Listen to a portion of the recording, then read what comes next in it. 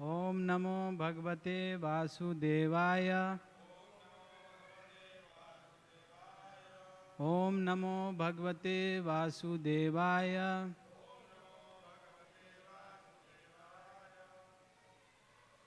तो हम लोग आज चर्चा करेंगे भगवत गीता अध्याय 2 और श्लोक संख्या 48 के ऊपर। योगस्थ कुरु कर्माणि संगम त्यक्त्वा धनंजय सिद्ध सिद्ध्यो समो भूत्वा समत्वं योग उच्यते। योगस्थ कुरु कर्माणि संगम त्यक्त्वा धनंजय सिद्ध सिद्ध्यो समो भूत्वा समत्वं योग उच्यते। योगस्थ कुरु कर्माणि संगम त्यक्त्वा धनंजय सिद्ध सिद्ध्यो समो भूत्वा समत्वं योग उच्यते। उच्चारण कीजिए। योगस्थ कुरु कर्माणि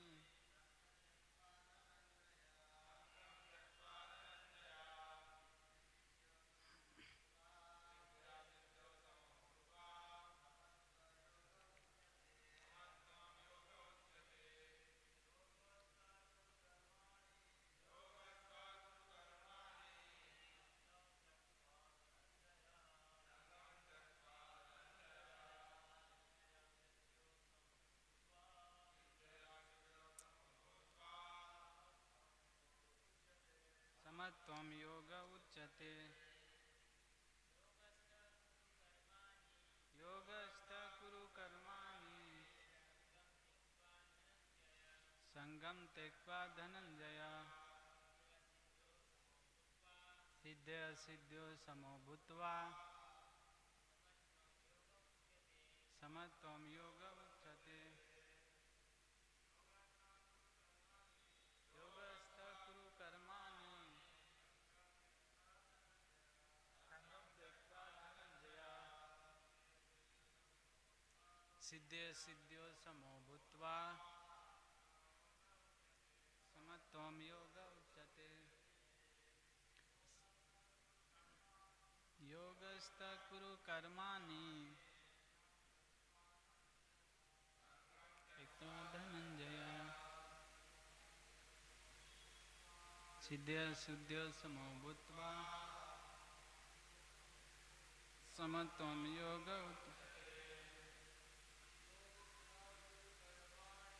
योगस्थ कुरु कर्माणि संगम त्यक्त्वा धनंजय सिद्ध सिद्ध्यो समो भूत्वा समत्वं योग उच्यते। शब्दार्थ। योगस्थ संभाव होकर, कुरु करो, कर्माणि अपने कर्म को, संगम आसक्ति को, त्यक्त्वा त्याग कर, धनंजय हे अर्जुन, सिद्धि असिद्धियों सफलता तथा विफलता में समः समभाव भूत्वा होकर, समत्वम समता, योग योग उच्यते कहा जाता है। अनुवाद तथा तात्पर्य डिवाइन ग्रेस एसी भक्ति वेदांत स्वामी श्रील प्रभुपाद जी के द्वारा। श्रील प्रभुपाद की। अनुवाद। हे अर्जुन, जय अथवा पराजय की समस्त आसक्ति त्याग कर समभाव से अपना कर्म करो, ऐसी समता योग कहलाती है। तात्पर्य। कृष्ण अर्जुन से कहते हैं कि वह योग में स्थित होकर कर्म करे। और योग है क्या?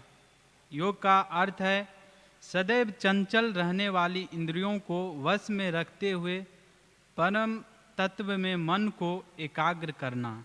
और परम तत्व कौन है? भगवान ही परम तत्व है। और चूंकि वे स्वयं अर्जुन को युद्ध करने के लिए कह रहे हैं, अतः अर्जुन को युद्ध के फल से कोई सरोकार नहीं है। जय या पराजय कृष्ण के लिए विचारणीय है। अर्जुन को तो बस श्री कृष्ण के निर्देशानुसार कर्म करना है। कृष्ण के निर्देश का पालन ही वास्तविक योग है और इसका अभ्यास कृष्ण भावनामृत नामक विधि द्वारा किया जाता है। एकमात्र कृष्ण भावनामृत के माध्यम से ही स्वामित्व भाव का परित्याग किया जा सकता है। इसके लिए उसे कृष्ण का दास या उनके दासों का दास बनना होता है। कृष्ण भावनामृत में कर्म करने की यही एक विधि है जिससे योग में स्थित होकर कर्म किया जा सकता है। अर्जुन क्षत्रिय है, अतः वह वर्णाश्रम धर्म का अनुयायी है।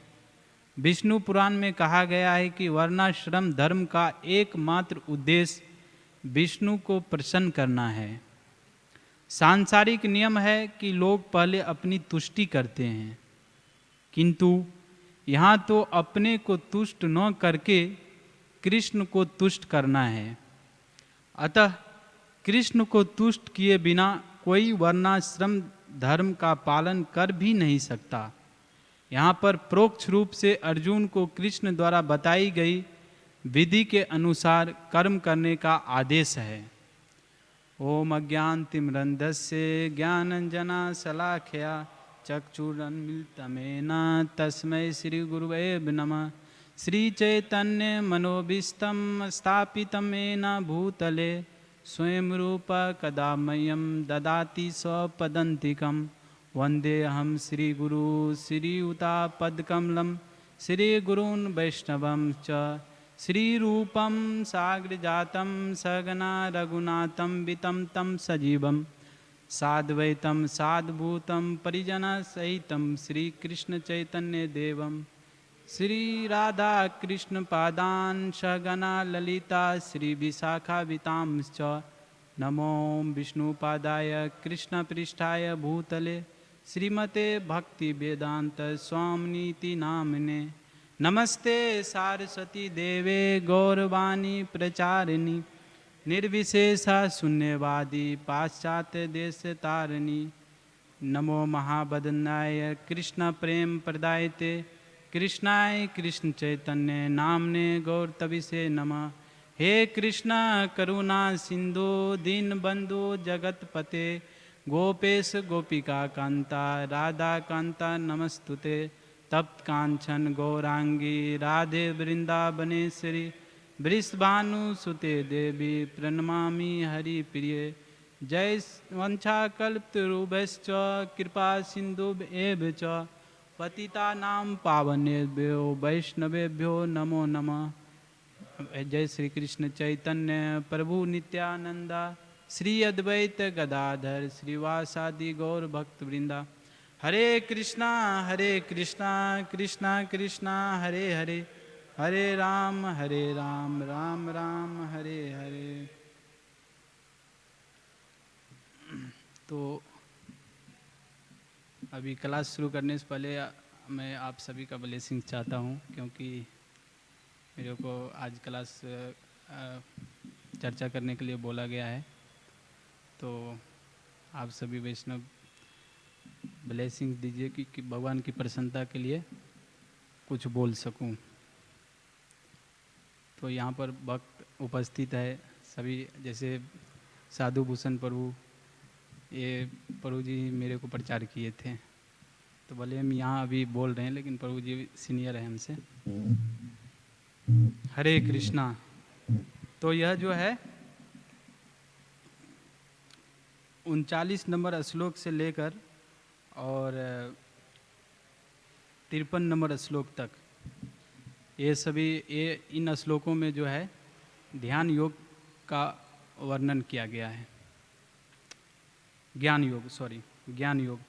तो ज्ञान योग तो अभी जो है जैसे 40 नंबर श्लोक में भगवान यहाँ पर बता, मैं 40 से लेकर और 48 तक आज पूरा करूँगा, क्योंकि ये पूरा एक सेक्शन है। ये जो है तो ये पूरा अगर ये इधर से नहीं समझेंगे तो इसका एक कनेक्शन है इस श्लोक से। 48 नंबर जो श्लोक है उस श्लोक से इसका संबंध है। तो जैसे 40 नंबर श्लोक में कहा गया है कि नेहाभिकर्मणास्ते प्रत्यवायो न विद्यते स्व अल्पम अपि अस्य धर्मस्य त्रायते महतो भयात्। इस जो प्रयास है, जो भक्ति योग का प्रयास है, इसमें कोई हानि नहीं होता है और हास भी नहीं होता है।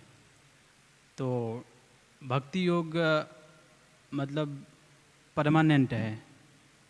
जैसे हम लोग जैसे भौतिक दुनिया में लोग कार्य करते हैं, जैसे कोई स्टूडेंट है तो वह स्टूडेंट जो है प्रिपरेशन करता है बहुत अच्छा से और एग्ज़ाम्स देने के लिए जाता है, लेकिन एग्ज़ाम्स में जो कट ऑफ रहता है मार्क्स, वो सपोज दैट मान लीजिए 70 है, लेकिन अगर वो 70 नंबर नहीं लाएगा पूरा के पूरा तो उनको पास नहीं किया जाएगा।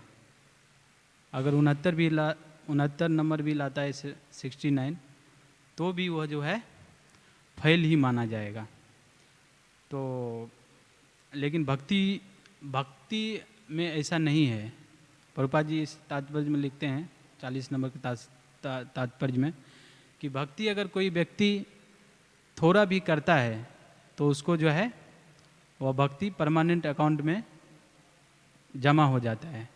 अगर इस जीवन में वह सफलता को नहीं प्राप्त कर सका, सफलता क्या है?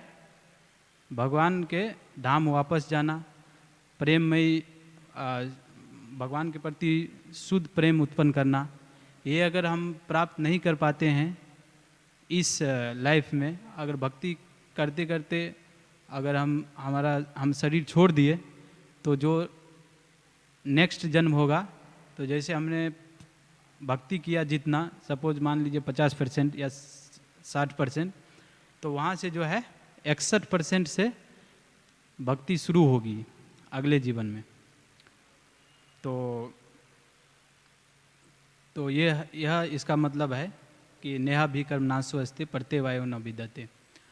और फिर इसके बाद बताए कि जो इस प्रयास में जो लगा रहता है, जो इस पथ पे रहता है, उसका जो है जो उनका दृढ़ता होता है वह बहुत ही एक डायरेक्शन में होता है कि हमको भगवान को प्रसन्न करना है।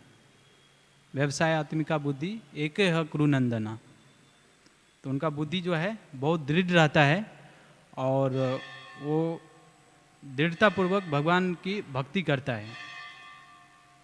और फिर 41 बहुशाखा अनंत बुद्धियों और व्यवसायी नाम। और जो लोग का बुद्धि एक डायरेक्शन में नहीं रहता है वह जो है वह प्राप्त नहीं कर सकेगा। उसका मतलब बहुत डायरेक्शन में उसका माइंड चला जाएगा। जैसे आप मान लीजिए एक उदाहरण देते हैं कि सपोज मान लीजिए कि आप एक नाव पर हैं और नाव पानी में जा रहा है और आप एक पैर इस नाव पे रखें और दूसरा पैर एक उल्टी डायरेक्शन में एक दूसरी नाव आ रही है, उस पर आप दूसरा पैर रखें, तो आप ना ही उधर जा सकेंगे ना ही इधर जा सकेंगे, आप बीच में ही ऐसे ऐसे गिर जाएंगे पानी में। तो जो व्यक्ति इस पथ पर रहता है उसका एक दृढ़ संकल्प लेके दृढ़ता से आगे बढ़ता है, और जो दृढ़ता से आगे नहीं बढ़ता है वह जो है वह सफलता प्राप्त करने में उसको कठिनाई होगा। मतलब जब तक वो दृढ़ नहीं होगा तब तक वो प्राप्त नहीं कर सकता। एक न एक दिन उसको दृढ़ होना ही पड़ेगा।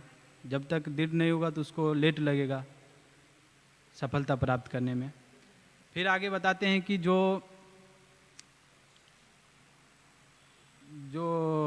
फिर वेदों में जो है कर्मकांड दिया गया है, अगर आप वेद पढ़ेंगे तो उसमें जो है आप कैसे स्वर्ग प्राप्त कर सकते हैं, कैसे जो है अच्छा जन्म आपको मिल सकता है, कैसे आपको अमीर फैमिली में जन्म मिल सकता है, तो उन सब चीज़ों के बारे में वेदों में बताया गया है।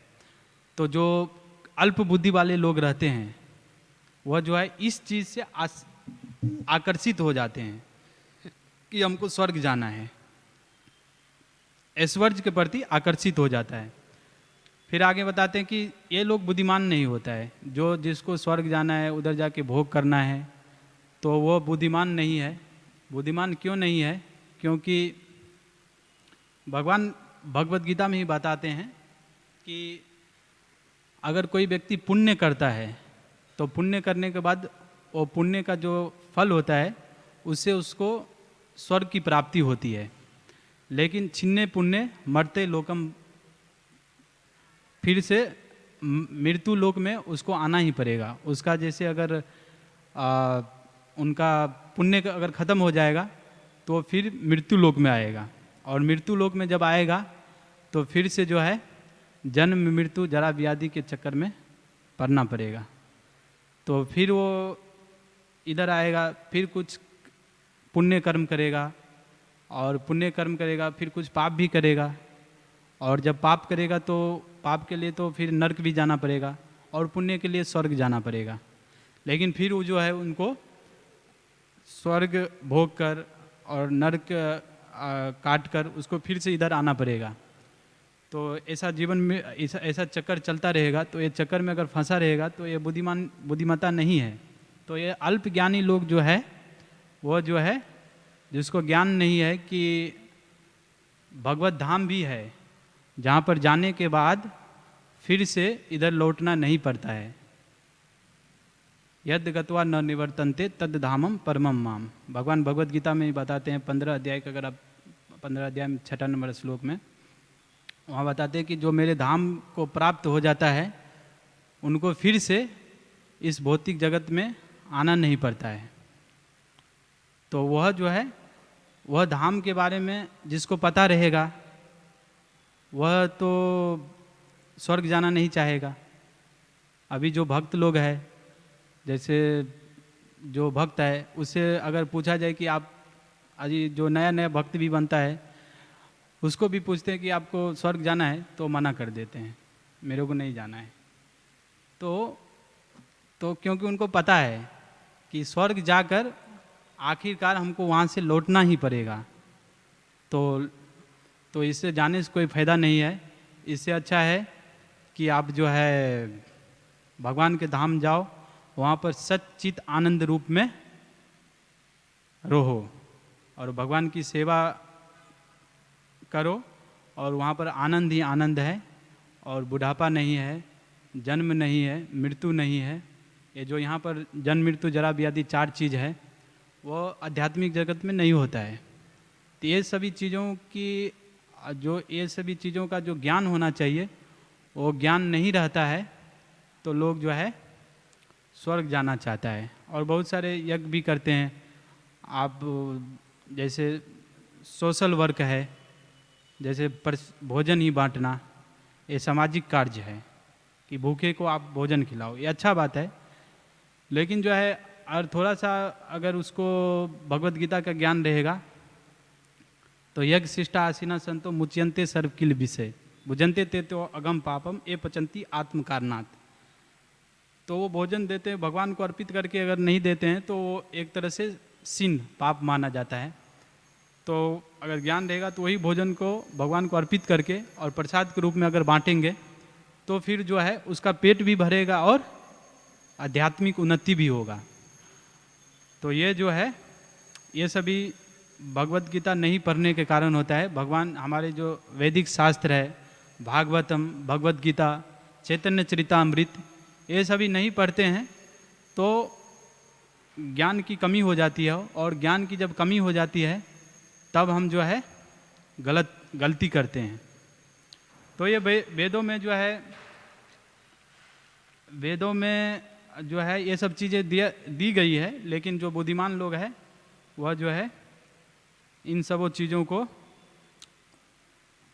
पालन नहीं करते हैं और इस पथ पे नहीं चलते हैं। फिर अगले श्लोक में दिया गया है कि यावान अर्थ उदापाने सर्वतः संप्लुतोदके तावान सर्वेषु वेदेषु ब्राह्मणस्य बीजान्नता। तो इसमें बताया गया कि जो वेद में जो एक, जैसे वेद के बारे में बताया गया कि जैसे जो मतलब जो छोटा छोटा, इसका उदाहरण दिया गया कि गांव में जैसे बहुत सारे पहले के ज़माने में कुएं होते थे, कुआं। तो वो कुआं, जैसे एक कुआं रहता था, मान चलो कि आपको कपड़ा धोना है, उस पर कपड़ा ही धोने के लिए वो कुआं का आप उपयोग करो सेपरेट अलग से। और दूसरा कुआं रहता था, उसमें आप जो है उस कुआं के पानी से आप नहाओ। इस प्रकार से गाय भैंस को धोने के लिए अलग कुआं रहता था। तो इस प्रकार से अलग अलग कुआं रहता था अलग अलग कार्यों को करने के लिए। तो वो सभी कार्य जो है, और फिर नदी भी रहता था। तो नदी जहाँ पर, जिस गांव के पास से नदी गुजरती है, अच्छा उसमें पानी, जो अच्छा पानी रहता है, तो जो अलग अलग कुआं जो सब उनका समस्या का समाधान कर रहा है, वो एक नदी कर सकता है। तो उसी प्रकार जो वेदास का जो है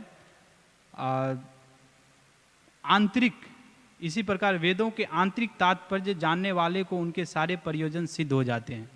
जैसे छोटे छोटे जो अलग अलग कुआं बना है, वो कुआं का उपयोग अलग अलग चीज़ों के लिए करते हैं, लेकिन एक नदी उन सारी आवश्यकताओं को पूरा कर देती है। उसी प्रकार जो लोग वेद के आंतरिक तात्पर्य को जानते हैं, उनके सारे प्रयोजन सिद्ध हो जाते हैं। और वेद का आंतरिक क्या है, उनका आंतरिक जानने का मतलब क्या है, तात्पर्य, मर्म, तो वो बात भगवान भगवत गीता के 15वें अध्याय में कहते हैं। 15वें अध्याय में कहते हैं, वेदेश च सर्वे अहम एव वेद्यो वेदांत कृत विद एव चाहम। जो वेदास जो पढ़ा है, वेदों को जो पढ़ा है, तो पढ़ने के बाद जो है उनको कैसे समझा जाएगा कि उन्होंने उसका जो कॉड है उसको उन्होंने जाना है, मतलब मर्म को जाना है, गुह्य को जाना है, पूरा कंक्लूजन, निष्कर्ष पे पहुंचा है। तो इस कैसे जानेंगे वो व्यक्ति तात्पर्य को जाना है? तो अगर वह कृष्ण को समझ लेता है तब, क्योंकि भगवान स्वयं कहते हैं कि वेदों का पढ़ने का उद्देश्य है मेरे को जानना, भगवान कृष्ण को जानना। तो भगवान कृष्ण के जानने का मतलब क्या है? अगर भगवान कृष्ण जैसे भगवत गीता में कहते हैं, जन्म कर्म च मे दिव्यम एवं यो वेति तत्वता त्यक्ता देहम पुनर्जन्म नैति माम एति सो अर्जुना। तो भगवान बोलते हैं कि जो मेरा जन्म और कर्म, इन जन्म कर्म को जो जान लेता है, समझ लेता है अच्छे से तत्व में, वह व्यक्ति इस शरीर को छोड़ने के बाद दोबारा जन्म नहीं लेता है इस भौतिक संसार में। और भौतिक संसार में जन्म लेने से क्या होगा वो तो मैं पहले ही बता दिया हूँ, जन्म मृत्यु जरा व्याधि। तो भगवान कृष्ण को अगर हम समझेंगे, कैसे समझेंगे? तो वो भी इधर उधर जो एक परंपरा है, गुरु परंपरा, जो भगवान भगवत गीता में ही स्वयं बताते, तद विधि पर नहीं पाते न परिस्पर्शे न सेव्या, तो वो गुरु के पास जाना चाहिए। और एवं परंपरा प्राप्तिम, भगवत गीता में जैसे बहुत सारे एडिशन है, अभी बहुत सारे लोग इस पर टीका किए हैं, लेकिन वो किस भगवत गीता को पढ़कर आप भगवान के जन्म कर्म जो दिव्य है उसको समझ सकते हो? तो जो भगवत गीता गुरु परंपरा से आया है उस भगवत गीता को समझ के। बहुत सारे भगवत गीता है, लेकिन आप वो समझोगे, उसको आप पढ़ोगे, तो आपका जो सोच है वो दूसरे डायरेक्शन में चला जाएगा। क्योंकि जो लोग भगवान कृष्ण को नहीं समझे हैं, वो भगवत गीता पे अगर टीका लिखते हैं तो वो उस भगवत गीता को पढ़ के हम जो है भगवान कृष्ण को नहीं समझ सकते हैं। ऐसा कहा जाता है कि कोई व्यक्ति जितना भक्ति में आगे है उतना ही दूसरे व्यक्ति को अपने तक वो ला सकता है, अपने स्तर से ऊपर भक्ति में नहीं ला सकता है। सपोज दैट आपका हाथ जैसे बांधा हुआ है, तो आपका हाथ अगर बांधा हुआ है दूसरे का हाथ नहीं खोल सकोगे। तो उसी प्रकार जो है, आप अगर खुद नहीं समझे हो कृष्ण को, तो वो आप कुछ अगर लिखोगे, टीका करोगे, तो वो जो है आप जो दूसरा लोग पढ़ेगा वो पढ़कर नहीं समझ सकता है। तो परंपरा से अगर भगवत गीता पढ़ेंगे तो हम जो है गुरु परंपरा में जो भगवत गीता लिखा गया है, अगर उसको पढ़ेंगे तब हम समझ सकते हैं भगवान कृष्ण को एज इट इज, जन्म कर्म च मे दिव्यम। ये बात को हम अगर जो भगवत गीता है वो जो शुद्ध भक्त लिखे हैं, जैसे ऐसी भक्ति वेदांत स्वामी प्रभुपाद भगवत गीता को लिखे हैं, तो ऐसे शुद्ध भक्त से जो लिखा गया भगवत गीता है उसको अगर पढ़ेंगे तो हम भक्त बन सकते हैं। और इसका प्रमाण क्या है? इसका प्रमाण अभी आप देखेंगे कि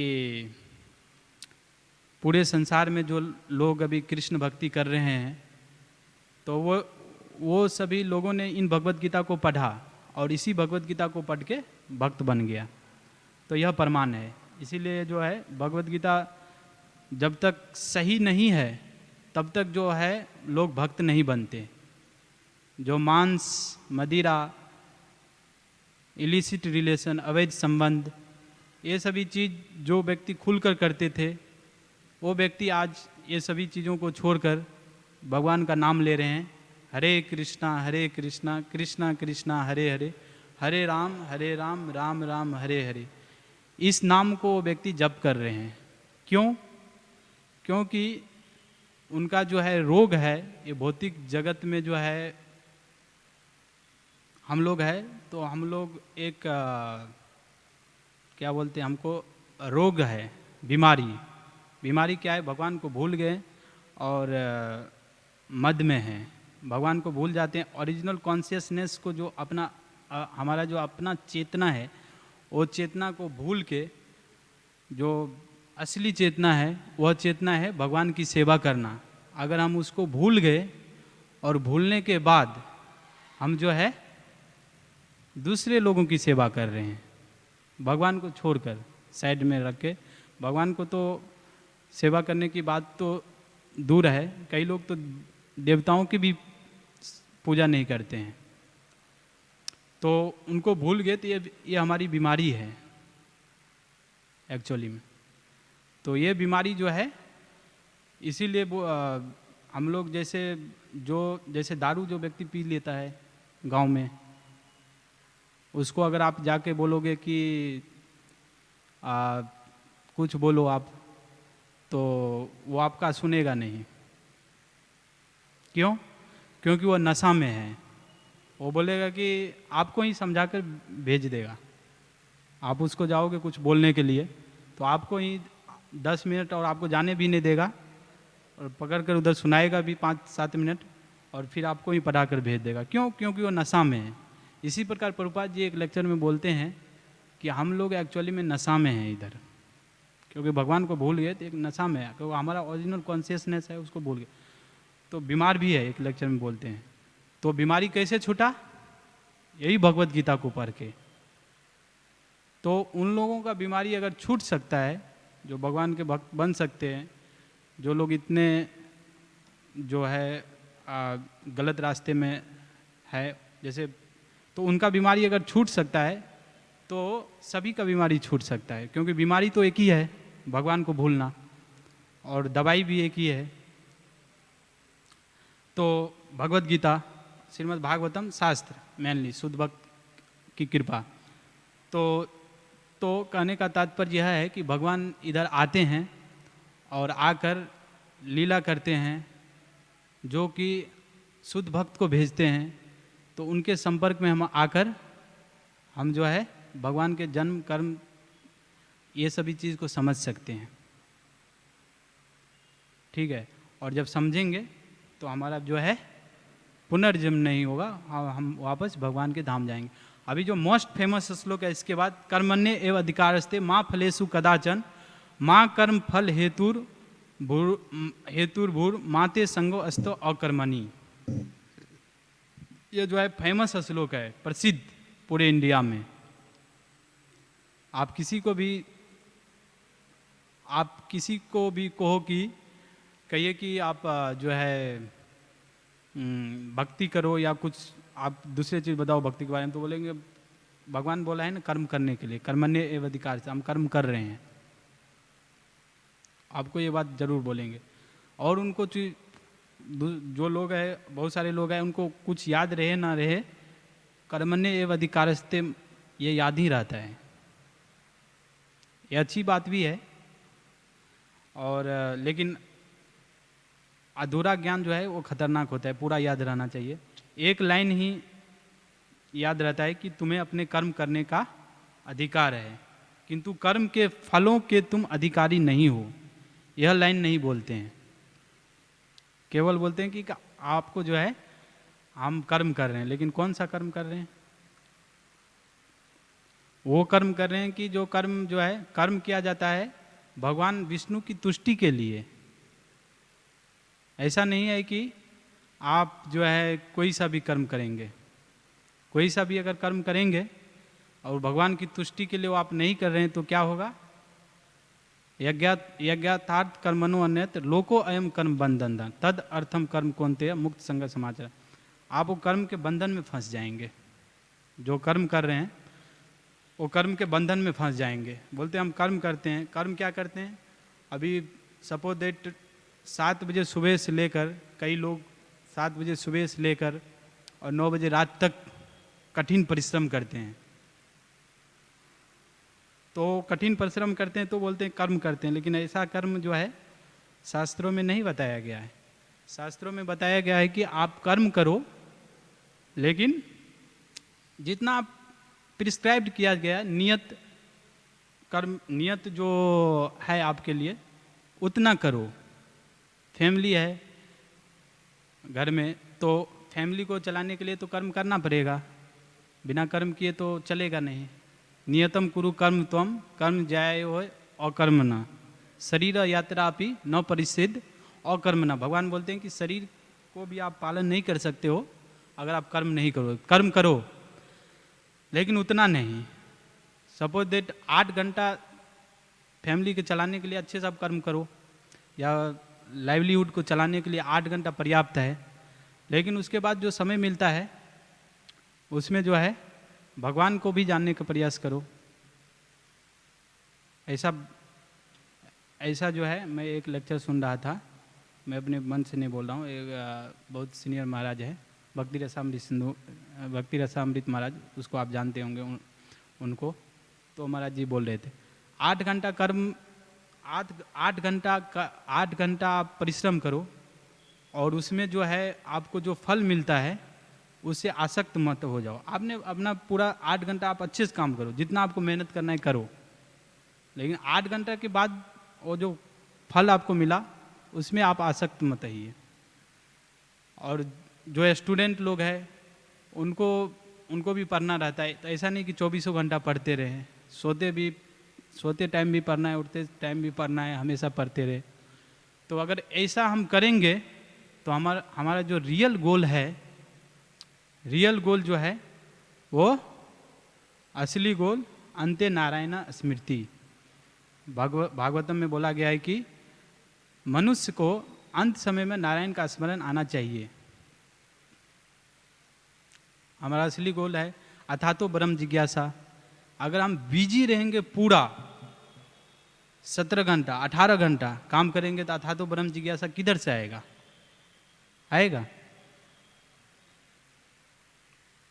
नहीं आएगा, क्योंकि पूरा चिंतन उस पर। अगर आपके पास कुछ खाली समय रहता है तो आप कुछ सोचते हो क्या शरीर मिला है, क्यों इतना, लेकिन खाली समय ही नहीं है, पूरा व्यस्त हो तो नहीं सोच पाओगे। तो इसीलिए हमें जो है नियत कर्म करना चाहिए, उतना ही कर्म करना चाहिए, 8 घंटा पर्याप्त हुआ।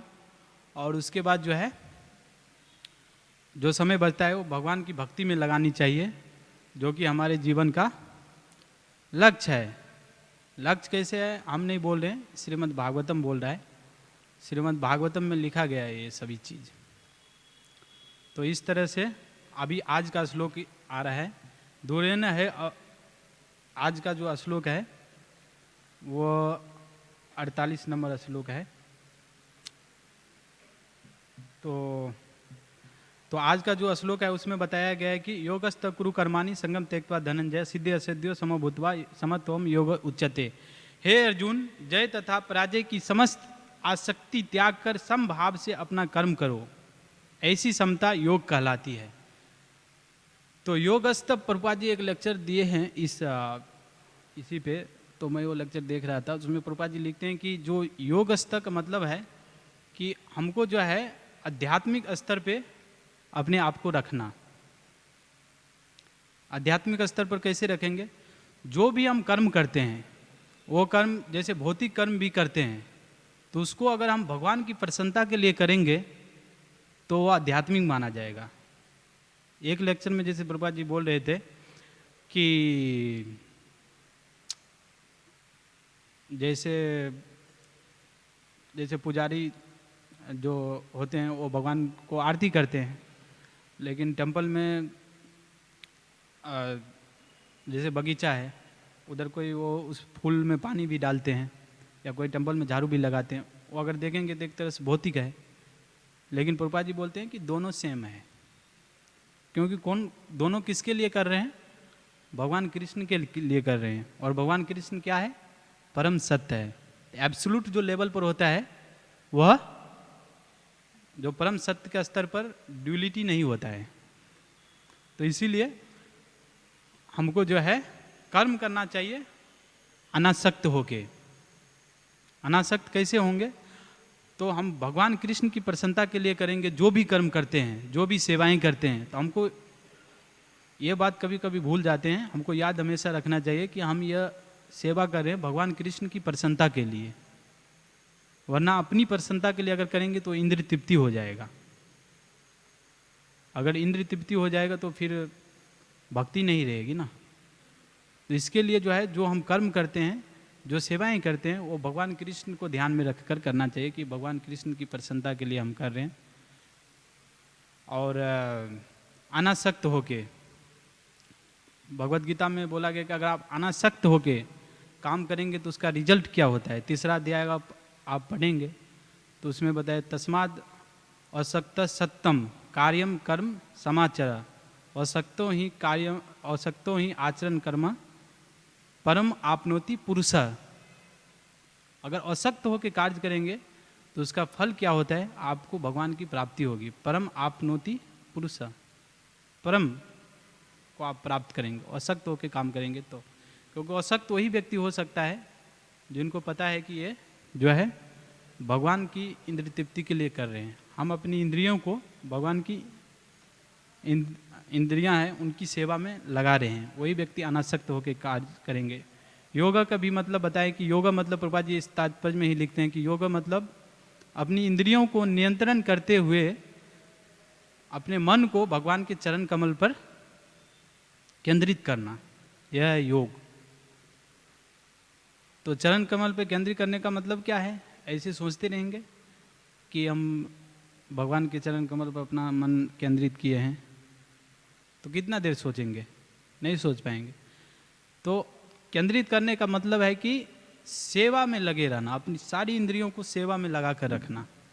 जैसे अभी 13 तारीख को हिजोली से गोपाल कृष्ण गोस्वामी महाराज आए थे, अभी अगस्त में, अगस्त में आए थे ना, 13 अगस्त पिछले महीने। तो सभी भक्तों को बोले थे कि आप जो है ब्रह्मचारी मतलब पूरा व्यस्त होना चाहिए, ये शब्द महाराज निकाले थे फर्स्ट, पूरा व्यस्त। क्योंकि पूरा अगर व्यस्त नहीं रहेंगे तो हमारी इंद्रियां जो है भटक जाएगी इधर उधर। वो प्रभुपाद जी भगवत गीता में एक श्लोक में लिखते हैं कि अगर आपका एक इंद्रिय भी अगर किसी एक ऑब्जेक्ट पे फोकस कर रहा है, उधर भाग रहा है, आपको पूरे इंद्रियों को लेकर उधर चला जाएगा बाद में, अगर आपने खींचा नहीं और भगवान की सेवा में लगाया नहीं। तो सेम टाइम हमको नियंत्रण भी करना है और नियंत्रण करके रुके नहीं रहना है, वो नियंत्रण नहीं हो पाएगा। और नियंत्रण इतना ही करना है कि उसको इंद्रिय को, जैसे भगवान बताते, कछुआ का एग्जाम्पल देते हैं, इंद्रिय को हमको, कछुआ को जैसे उस पर कोई आक्रमण करता है तो कछुआ अपना जितना भी पैर है सभी को, चारों पैर को ऐसे सिमट लेता है। उस पर आप डंडा भी मारो कितना तो उसको फर्क नहीं पड़ता है। तो फिर सभी लोग चला जाते हैं, खतरा जब उनका हट जाता है फिर इंद्रिय को खोलता है। तो भगवान बोलते हैं ऐसे हमको भी समेटना, इंद्रिय को नियंत्रण करने का प्रयास करना चाहिए। लेकिन केवल नियंत्रण करेंगे तो काम नहीं चलेगा, नियंत्रण करके उसको सेम टाइम किसी चीज़ में इंगेज करना पड़ेगा, तब होगा। तो प्रभुपाद जी इस तरह से फिर इसमें बताया गया है कि हाँ, अगर इंद्रिय को हम नियंत्रण करेंगे तो क्या होगा, इंद्रिय कई बार हमारा मन कंट्रोल नहीं रहता है, हम पूछते हैं कि मन को कैसे केंद्रित किया जाए। आप कृष्णा बुक अगर पढ़ोगे तो उसमें प्रेयर्स बाय पर्सनिफाइड वेदास जो एक चैप्टर है अंतिम में, उसमें बताया गया है कि अगर हम जो है